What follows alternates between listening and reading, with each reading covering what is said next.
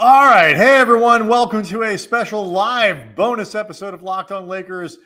Brian Kamenetsky, Andy Kamenetsky. Here we thought the most exciting thing that would happen on Saturday night was to be the Lakers thumping the Knicks in New York. A great game, a LeBron James triple-double. And officially, nobody cares anymore. The Lakers have traded Anthony Davis and Max Christie to the Dallas Mavericks in exchange for Luka Doncic, a first-round pick, 2029 first-round pick of the Lakers, also headed to Dallas in that exchange.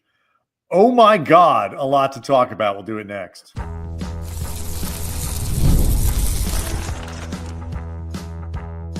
You are Locked On Lakers, your daily Los Angeles Lakers podcast, part of the Locked On Podcast Network, your team every day. Oh, thanks to everyone for making Locked On Lakers first listen of every day and evening. Our first live show, Andy. We've never actually gone live for one for our program here at Locked On Lakers here on YouTube with over 27,000 subscribers. You know what gets us to do that? When the Lakers trade Anthony Davis, we always said if the Lakers ever trade AD to Dallas for Luka, we'll do a live show, and here we are keeping our word. This is, I'm not going to say like one of the most stunning trades in NBA history that I can think of in like sports that I can think. We're obviously, this has happened, 20 minutes or a half hour ago. So a lot of details still emerging, which we will talk about as we get going here. We'll for days, but this was such a big deal, Andy, this trade again, Lakers moving, AD and Christie and a 2029 first-round pick to Dallas. Jalen Hood-Schifino goes to Utah along with, I believe, a couple of the Lakers' second-round picks for next year. I think those were Lakers picks that went out the door there in exchange. And the Lakers get Maxi Kleiber and Markieff Morris in addition to Luka. Former Lakers champion Markieff Morris, who, it should be noted, the Lakers have not won an effing championship. Right, it's true. Since Markieff Morris left. Like, this is how big of a surprise this was. I mean, like, it's obviously seismic by definition. Part of the reason that it took us, maybe 20 to 30 minutes to go live is we were checking the living bleep out of this just to make sure that this wasn't like some massively orchestrated hack across NBA Twitter that basically everybody other than us was getting hacked on our Twitter accounts because apparently we're not important. We're just not big. First of all, we'd like to welcome all of our new Slovenian followers to the show. I'm Brian. He's Andy. I basically needed to see it on TV. I was like, we're not starting a show until someone talks about this on television. And then, of course, they did in Shams at ESPN breaking the story. But like everybody was worried about exactly the same thing.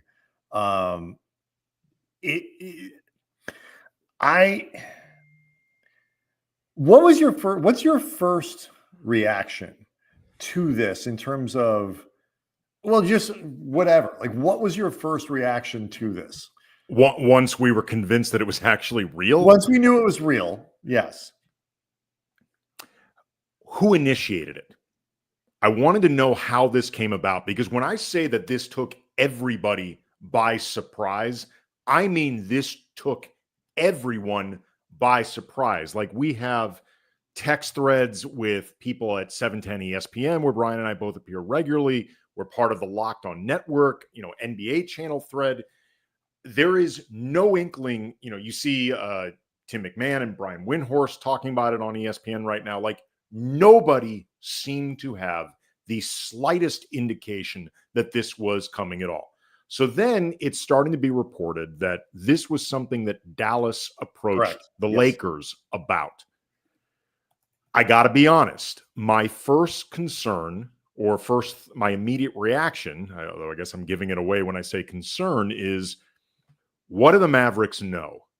Because you don't trade MVP caliber players just Not entering their MVP prime. caliber players, MVP winners. Luka's never won MVP. Not one, but like, yeah, correct. I'm sorry. But like Right. He's an NBA. Right. He's an MVP caliber player just entering his prime. Like, he will be 26 in February. The biggest star they've had since Dirk Nowitzki. And by all accounts, they had been seemingly setting up for him to be the face of this franchise. My immediate reaction is, what does Dallas know? Like, what would lead Dallas to do this? Like, if the Lakers had approached Dallas about it first, that would at least follow a certain logic you'd expect. Looking for the younger player. Anthony Davis is a better two-way player than Luka Doncic, but Luka is considered across NBA punditry, I think NBA circles, the better overall player, and he's 6 years, 5 to 6 years younger Luka's than 25. AD. Right. So it would feel more predictable if the Lakers had approached Dallas about this. That Dallas approached the Lakers, I can't lie, even with Luka's incredible talent, my immediate reaction was, what do they know and why? Well, what they said, and this is the reporting from Tim, who is as dialed into the Mavericks as any human being can be. This is about them having, and Nico Harrison essentially said as much. This is about them believing that Luka is not reliable. That the Mavericks, the Lakers are going to have to pay Luka a lot, and they will, but they'll give him a regular max. The Mavericks were in. And Brian Windhorst broke this down really well on ESPN, so I need to make sure I'm crediting the people here. $350 million, 5-year, $350 million is what was coming to Luka, and they did not believe he was reliable enough to give him that contract. That is, by trading him, you are saying we do not believe that you are worth, back of the envelope math there. That's what, $75 million a year? 70. 70 if million. It's 5 and 350, that's 70 mil. Okay. It's a lot. Yes. And so I apologize. It's like, I don't have this information from me because I wasn't prepared to look it up. This is a number that the Lakers are, not going to have to hit that supermax number. They're just going to pay him a ton of money, and they will. And so it makes me, I will say, we'll do this part first. It absolutely makes me nervous that Dallas was like, we don't want to do this. Hey, and apparently this all came together very quickly. What do you think? Luka, bad defensive player, skinny fat, as we saw the comment earlier, has a real conditioning issue that has been. This is not a secret. No. Okay. It's very open. So, it's a very open secret, and it's not an open. It's not. The Mavs have been leaning right. on him to get in shape and really get in like real shape for a long time. Now, so that's the part that concerns me. I'll tell you really quickly what also concerns me. The Lakers' future willingness to make Luka do these sorts of things. Sure, and we'll get to this in like what it means now versus what it means in the future. So we'll get to all this in a second. But like, here's the part that you look at and you say, okay, but some risk there. Luka Doncic is, arguably the second best player in the world. Like, he's up there. He is up there. He is stunningly good yes. at basketball in terms of the numbers that he puts up and the types of stuff that he does. I'm just bringing up the numbers here again. We're popping around so many things. I was not prepared. Our heads are spinning, people. Yeah, and so like going, I'm not totally sure that I'm going to be able to do this without, saying something that's going to get us in trouble with the network. He won Rookie of the Year in his first season. finished fourth in MVP second season, sixth in his third season, fifth in his fourth season, eighth in his next season. Last season, he was third and would have probably been, this year, had he not missed some games, would be somewhere higher in there. Or, right up there as an MVP candidate before he got hurt. He averages for his career, this year he's averaging 34 points a game with 9 rebounds, and a little over 9 rebounds and 9.8 assists. That's a triple-double every night with 30 points a game. He's 25 years old. 28. I'm seeing 28. I'm sorry, 8 and 8. I'm thinking points per game. I'm sorry, that was last year. Averaged 34. Right. Last year, 28, 8. Right. Last year, he averaged 34, 9, and almost 10. This year, he's averaging 28, 8, and 8, basically. That's remarkable production. And, as a 25, if he stays in shape, if he takes care of his body, if he does like the Lakers went backwards with in their sort of generational clock, got a 25-year-old that you can now build stuff around and can go forward with this guy knowing he's your centerpiece. Is there risk? Sure. Do you get a chance to get a 25-year-old all-NBA performer most days of the week? You do not. The next part of this that is a consideration, because we did a post-game show for this Knicks game. One of the things we talked about, Andy, was, man, the Lakers are 9 games over 500. They're looking pretty good. Like, what are they this year? This trade blows all of that up because, to me at least, particularly when you trade Christie and AD out the door, this is not a trade that makes you better now. The Lakers have opened up holes for themselves defensively that are going to be really hard to fill. And while they've gotten better offensively, assuming Luka, I think Luka and AD injury-wise are both on basically the same timeline for when they would come back. I don't think this helps them this year unless Pelinka's got more still to come, because the Lakers really need a center now. If they needed a center at 2 o'clock this afternoon, they desperately need one now. Yeah, I mean, Jackson Hayes had a nice game against it wasn't that against good. The Knicks, but he wasn't that good. I mean, there's also the question of getting all of this on the same page, like now, fast, because Luka. It sounded like Dallas wanted him out quickly. Like, right, if you're going to do this, you can't shop him. He's got to be gone. Right, because I mean, you. I saw Tim McMahon on ESPN. I'm paraphrasing a little bit, but saying like, "Hell hath no fury like Luka scorned." Essentially, like, get your popcorn for the first game he's back in Dallas. Like, this is something Luka is going to take very personally, as he should. By the way, he should take this damn personally, and hopefully in the most positive way possible for the Lakers. Like, yes.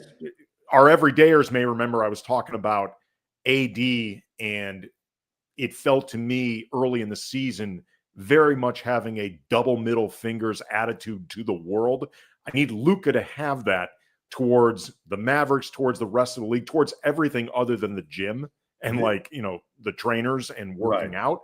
But they've got a lot to get on the same page fast, because you're talking about LeBron and Luka, two exceptionally talented playmakers and offensive generators, but both very ball dominant players. They're going to have to learn how to play off each other like now. Yeah. Now, Wendy on ESPN talked a lot about, LeBron apparently has really always been a huge fan of Luka, is, like the idea of playing with Luka. And so, on paper, at least, what you could do with a LeBron James and Luka offense, like two guys who is, in a lot of ways, we've talked about this on the show, Andy, in a lot of ways, Luka is a LeBron prototype offensively in terms of the rebounds, the assists. He's the closest thing in this offensively. He's the closest thing in this league to LeBron. Right. Without the sheer athleticism that LeBron provides, but he is that guy. So now you have two of those dudes along with Austin Reeves still as a playmaker and a guard, played very well over the course of this season in that role. You can see what the possibilities are here, but really this is a trade for the Lakers. It's a trade for this year, I guess next year, but you're looking past, obviously now the AD era, you're looking really past the LeBron era too, to say this is going to be our star. It was always assumed that the star when LeBron left would be AD, and then you'd figure out who to backfill with after that. The Lakers, rather shockingly to me, got off of AD before LeBron. Like the assumption was always it was AD's team next. Nobody saw that they coming. Went the other way. At some point, we got to do a couple reads here. We can, whenever you're ready, we can do that. But like, what do you think about that? Because like the Lakers, Kleiber is hurt, correct? And I don't think he's going to play this year, and he's been terrible anyway. So like he doesn't do anything. But this from Mark Stein, Luka Doncic was targeting a February 8th return, again, somewhere pretty close to when AD is presumed possibly to come back from his injury. A February 8th return from his calf strain, sources say, but long-term concerns about conditioning are said to have factored into Dallas's shocking change of course. Now Anthony Davis will partner with Kyrie Irving, and the Lakers have their heir to LeBron James. So again, more concerns from Dallas's side about a guy coming back and being able to play effectively, essentially without getting hurt again. Now, this, by the way, too, like this is something we'll talk about more at length. We're going to talk more at length about blank coming up. But per Dave McMenamin, let me double check this now in the age of insanity that this is accurate, but want to make sure. We're going to do some reads in just a second, but let me read this now and then I'll double check that it's accurate. LeBron James learned of the Davis-Doncic trade after the Knicks game when it broke while he was out to dinner with his family. Sources close to James told ESPN. James was surprised by the news, is processing it, and had no idea it was in the works. Apparently this came together. Every report says this came together incredibly quickly. Right. I was going to say, obviously, it goes without saying that moves like these are generally run past your and I'm confirming now this is from Dave McMenamin's Twitter account. It's not from @Nick11. Yeah, I mean, well, do you blame us for being? We didn't go live. Andy, we mentioned at the top of the show we didn't go live for 20 minutes because we need to see it on TV first. But like, it is unheard of to make a move like this with, by all accounts, LeBron and AD had a great professional and personal relationship. It's pretty damn unheard of to make a move like this without talking to your superstar first. Like, case in point, when the Lakers traded Lamar Odom, we were covering the team there. We were in the middle of that.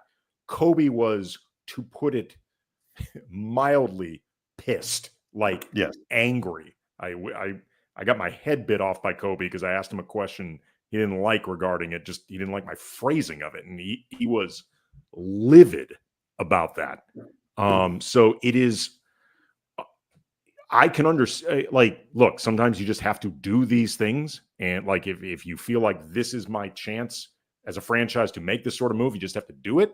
And again, it is Luka Doncic, but it is very, very unorthodox to make a move like this without consulting your franchise face, future retired number, possible statue guy, all-time scoring leader, all-time, all the records, yada, yada, yada. Like, it just speaks to how unexpected on all counts this was. I will say this, and then we'll break and we'll come back because we're not done. It is not surprising to me, just because I don't think this is sort of the exception to that. Because if you're going to do this, sure, it needs to be done. You just, apparently it was run by coach, owner, and GM. Everything after that, especially since this is really a move for after LeBron, not to make LeBron happy. This is not an appease LeBron in the now kind of deal. This is, this is moving past that. So hopefully LeBron is okay with it, for the rest of this year, for next year, because I don't think LeBron's going anywhere. But if not, I guess that's the next piece of this, is figuring it out and doing it. So let's take a quick break, and we will come right back. We're going to first let people know on the fly that Locked On Lakers is brought to you by Game Time. And I love attending live music, live sports, concerts, all comedy, all sorts of stuff. Like, one of the favorite memories I had of 2024 was going to New York. Ironically, the place where the Lakers played, and we're possibly not bringing you a post-game show from it. We did it. We're still going to invoice the network. But Lakers won. Lakers won on Saturday. But saw Hamilton with my family. My daughter met the cast. It was really awesome. And if you love doing stuff like that, Game Time is the place to go, because they make it easier to find tickets. The app's all-in pricing shows the total cost up front with no surprise fees at the checkout. Take the guesswork out of buying tickets with Game Time. Download the Game Time app, create an account, use the code LOCKEDONNBA for $20 off your first purchase. Terms apply. Again, create an account, redeem the code LOCKEDONNBA for $20 off. Download Game Time today. What time is it? Game Time. Locked On Lakers also brought to you by Prize Picks. Basketball season, Andy, it's heating up. Heating up, basketball season is, as you may have noticed, very hot right now. And there's no better way to get in on the action than with Prize Picks, the best way for place for daily fantasy sports. With over 10 million members and billions awarded in winnings, Prize Picks makes it easy and fun to turn your sports knowledge into real money. You just pick more or less on at least 2-player projections. And if you're right, you can win up to 1,000 times your cash. Best part, Prize Picks keeps it simple. You can set your lineup in less than 60 seconds, and their fast, secure withdrawals mean that you get paid quickly even when you win. Plus, their Taco Tuesday promo gives you discounted player projections for even more value. Check out the promos tab to tail any of these super sweet Millie winners. Big game updates. If you tail a lineup that goes 3 for 3, you can win a split of $1 million in promo funds. Download the app today. Use code LOCKEDONNBA to get $50 instantly after you play your first $5 lineup. That's code LOCKEDONNBA for $50 instantly after you play the first $5 lineup. Prize Picks, run your game. Anyway, back to it. Seen, by the way, a few people questioning the idea of, of course LeBron was in on it. Like, there's no way he wouldn't have known. Like, it's obviously possible that LeBron was in on this, and, it's just being kept super tight insofar as making sure you maintain plausible deniability if you're LeBron, all that stuff. The reason, though, that it is believable, beyond the fact that Brian said, he's correct, that, like, if you want to do something like this, you have to do it often quickly before it starts getting to the stars in question. You have a big old mess on your hands. But also, too, from the Lakers' perspective, as much as obviously they don't want to piss off LeBron, the Lakers are an organization that never wants to piss off superstars. As we say all the time, they're maybe the most star-effer franchise in all of sports, much less the NBA. If you're going to make a sort of move like this without talking to your older superstar, it's because you think you're about to get your superstar for the next 10 years. And that is one of the only times where you will risk alienating the current superstar, because this may be your one chance to get the young guy that sets you theoretically for a decade. That's how it happens. Yeah. And look, this is a great deal for AD. All the reports breaking out, like, not that you would expect differently, that he is excited. He gets to play when Derek Lively is healthy. He'll play next to Lively. He right now will play next to Daniel Gafford. He is going to be their power Who said forward. Rob Pelinka would never allow him to be a power forward? Right. Look, just wasn't with this team. Exactly. But he gets his wish. And Rob Dallas, kept his word. Kyrie with AD and the supporting cast they've got around there, is it not that we need to focus on it here. Super underrated aspect of this for the Mavericks is picking up Max Christie. I am sort of low key annoyed by them trading Christie and saddened by them trading Christie as I am the AD part. Like, it's like losing Christie is a big deal. It is a Lakers team. Sneaky big part of the deal. It's sneaky big, and it's going to have a major effect on what the Lakers are trying to do. And I'm trying to figure out, the hard part is what does this mean for this team now? The future stuff, looking up, Kleiber is on the hook for $11 million. The Lakers he just had foot surgery, though. Right, he's done. He's not playing, but he's on he is salaried for $11 million next year, and then he's off their books. So that cleans up things. It's a shorter contract than Christie. And Markieff Morris, I do not believe, is guaranteed beyond this year. That would be very strange to me.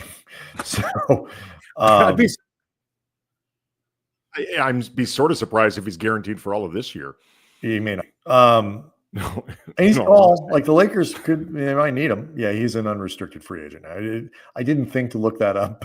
I felt fairly safe there. So, Luka is, the mechanics of the Lakers. Whenever he's got an option for next year. He's extension eligible this offseason. Whatever it is, and whenever he can sign money, he will sign it. The Lakers will offer him the max, and he will choose when he wants to do these things. Is this a trade, Andy, do you think, where the Lakers are essentially punting on their possibilities for this season in order to set them up, not necessarily even for next season, but for just whenever LeBron is done? You understand what I'm asking here? Is like, they are 9 games over 500. They just beat the Knicks in one of their best games of the season. They're in the top 6. You have Anthony Davis coming back. There were reasons to believe that this team could at least we're going to talk about this on Monday, could make a little bit of noise in the first round, second round, maybe not a team you wanted to play. This puts all of that into question. We have no idea what this team is, or even what it's going to look like by I guess we'll know by the deadline if they're still trying to win this year, because they'll go out and get something else. I think punting is too strong. I think that's way too strong, just in the sense that you are getting Luka Doncic. Like, the Lakers did not salary dump Anthony Davis. Like, to me, to say that they are punting would be too strong when you're bringing in Luka. Fair. And also, too, punting is too strong in the sense that the Lakers were still a team that, even if you're feeling good about them, you're not sure if they have necessarily the potential to get out of the second round unless they have either a really good draw or they get a few breaks. Like, sure. We've talked a lot about how we think this is a good team. They have not had always the consistent showing of a great team, and that they've often lacked the upside of a great team and the talent of a great team, which, bringing in Luka it's a different type of talent than Anthony Davis. You'd be hard pressed to find 2 more different players in the league maybe than Anthony Davis and Luka Doncic, but you make no mistake, you are still you are importing a high degree of talent. It's really a question of how quickly can it come together.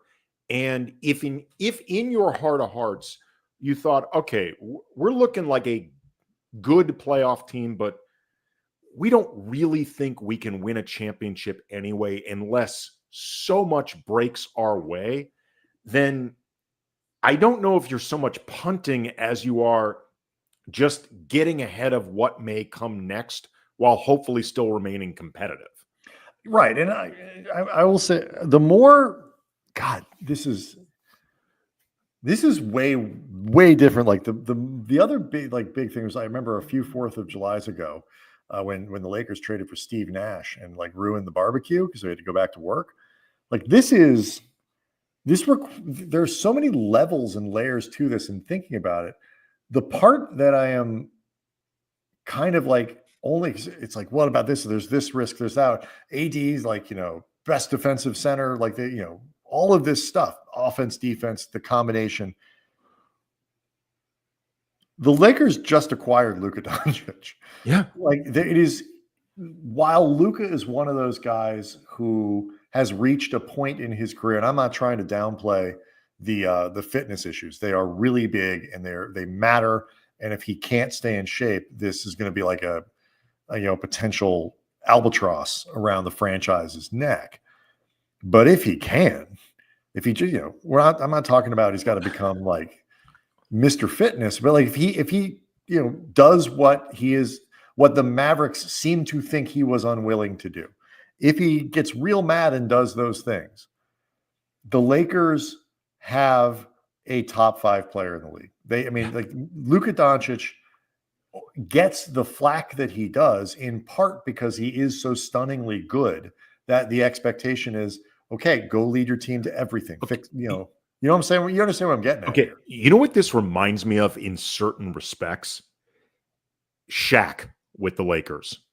Like the dig on Shaq was always, he does not care enough to get his absolute maximum potential because he refuses to commit to the conditioning, which became really, really pronounced alongside somebody like Kobe, who was as committed an athlete to his craft as quite literally any that ever lived, much less whoever played in the NBA.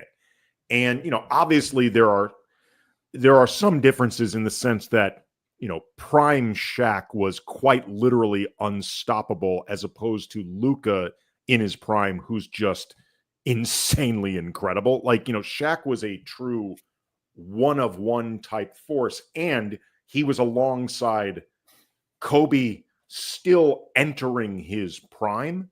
But I was just thinking about it, like in terms of the Lakers with a superstar with transcendent talent that you have to be concerned about commitment on some level. The first thing, it just popped in my mind. It reminds me a bit of what they went through with Shaq in a lot of ways. I certainly can see the parallels. I mean, the thing about this trade that makes it so stunning, and I think the reason but lest we forget, by the way, Shaq was 3 championships. Pain in the ass, but there was a lot worth it. I think the reason that both of us were like, one of the first things is like, what do they know that the Lakers don't? Because what the Mavericks are doing here, make no mistake, look, they get Anthony Davis, who is great. The Mavericks fans, maybe haven't watched him every game. Like, Anthony Davis is awesome. Yes, and he is going, especially on a team like that, playing with Kyrie, playing next to a center in Gafford, like a good rim protector in Gafford, and angry. You're gonna be real ticked at the Lakers for this. Is going to be phenomenal. And the level he's going to raise up the defense and all that kind of stuff. You get Max Christie, who's a great and the 29 pick, which is a really valuable pick around the league. I think the reason that we were so stunned by this in part was because nobody ever trades a 25-year-old perennial MVP candidate, all NBA basically every year of his career. Ever. It does not happen. Not ever. Without the player publicly saying, I want to go. And by all accounts, Luka did not ask for this. So I think it becomes like, well, this is so out of the ordinary that you're looking for the trick. You're looking for the thing that tells you you're being played here, whether as an organization, if you're the Lakers, or fans and people kind of talking about this trade. It's like, why? Because Luka I understand the frustrations with him, and he's not a good defender and all of this stuff, but he's one of the 5 best players in the NBA and he's 25 years old. Yeah. You could argue he's one of the 3 best players in the NBA and he's 25 years old.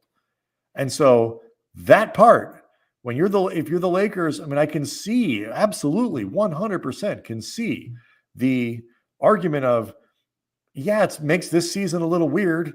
We got a lot of questions there, but if somebody says it's the basketball version of Ghostbusters, if somebody asks you if you're a god, you say yes. If somebody offers you Luka Doncic, you say yes. and you figure out the other stuff afterwards. I mean, it both feels like if somebody offers you Luka, you say yes. If somebody offers you Luka, you say why.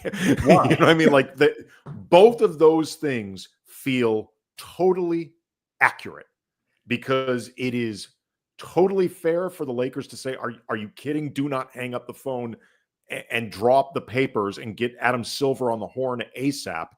And it is also fair to say, what?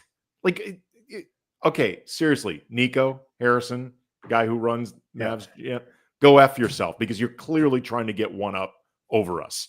Like you guys as an organization are still mad about the Odom trade. I want to thank, there are 1,600 people watching this right now on our first live show ever. Again, we promised everybody if the Lakers ever traded for Luka Doncic, we would go live. And here we are. We're men of our words. There's a lot to think about, a lot more to unpack. We're going to stop here. I don't know. We might come back. I'm not sure. But we're going to stop here, pause, wait for a little bit more information to come out. Maybe do it. Certainly we'll come back tomorrow for Monday. Thank you so much to new people who are tuning in, maybe from the Mavs side of things, following Luka over here again. Hello, Slovenia. And this is just crazy, and we are excited to be able to talk about it. Zdravo to our new Slovenian fans. Zdravo, that's apparently hello. I hope you pronounced that correctly. Zdravo. Again, I hope the effort is there. And there's just so much to think about here, but I will say this. The idea of Luka and LeBron playing together sounds really cool. Like, yes, it does. Really does sound exceptionally cool. And I can see why JJ Redick wants to do this. So we'll see everybody maybe later, maybe before Monday. I don't know, but we'll see you soon. And thanks a lot. Locked On Lakers on YouTube is where you can go hang out. Like right now with over 27,000 subscribers, maybe a few more now. Sign up for the newsletter where you can get more information about this stuff. We'll see everyone soon.